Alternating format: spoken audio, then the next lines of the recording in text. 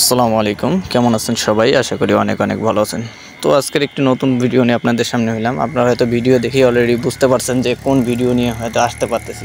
তো এই যে ডিমগুলো দেখতে পাচ্ছেন, এই ডিমগুলো হলো টাইগার মুরগির বীজ ডিম, ঠিক আছে? তো এক ভাই আমাদের বাচ্চা ফুটানোর জন্য দিচ্ছে, এগুলো আমরা কিনি নাই।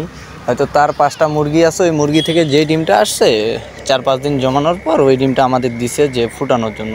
তো দেখি আমরা এই ডিমটা কেমন কি ফলাফল আসে। তারপরে আমাদের টার্গেট আছে তাদের কাছে কিছু বীজ ডিম নিয়ে আমরাও বাচ্চা ফুটাবো।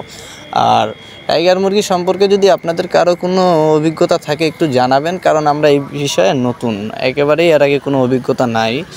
তো এই কারণেই আসলে সমস্যার মধ্যে আছি, চিন্তিত আছি যে আমরা টাইগার মুরগি এর আগে পালন করিনি, তার মধ্যে ডিমও ফুটাইনি। ডিম কতদিনে ফুটে সেটাও শিওর জানি না। তো যতটুকু জানা আছে যে 22 দিনে নাকি ফুটবে।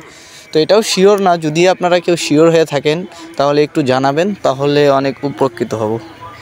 আসসালামু আলাইকুম, নেক্সট ভিডিওতে আবার দেখা হবে ইনশাল্লাহ।